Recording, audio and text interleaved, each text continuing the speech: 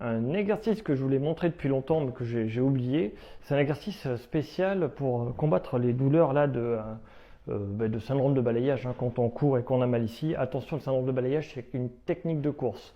C'est la technique de course qui pose problème. Mais je vais quand même vous montrer un moyen de vous soulager si vous n'arrivez pas trop à changer votre technique de course.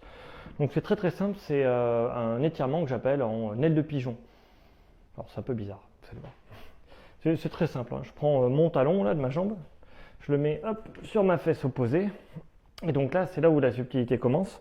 Une fois que je l'ai mis sur ma fesse opposée, je vais tendre ma jambe en arrière et me redresser. Et là, ça va vraiment tirer ici, là, sur tout le côté.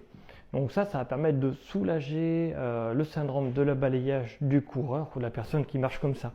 Mais c'est parce que tu cours et que tu marches comme ça que tu as un problème, hein. Il faut courir et marcher avec les pieds l'un devant l'autre, comme la chanson. La meilleure façon de marcher, c'est encore la nôtre. Un pied devant l'autre et je recommence.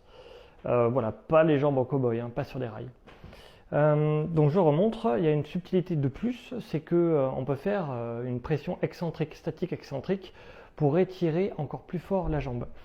Donc je prends ici, je mets là sur le talon, touc, et là je mets en arrière, je me redresse, ça va tirer sur le côté pour ceux qui ont des problèmes, hein.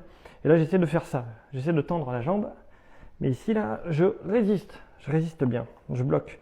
Et en bloquant, en essayant de tendre, je tends là, mais je bloque et je brise la position.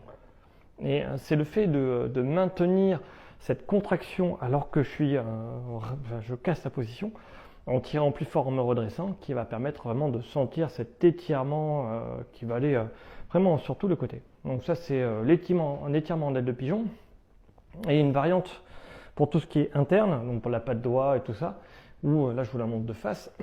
Donc l'autre je mets vraiment sur ma fesse et je change de main, c'est ma main du côté, hein, qui attrape. Et là celle-ci c'est le même côté.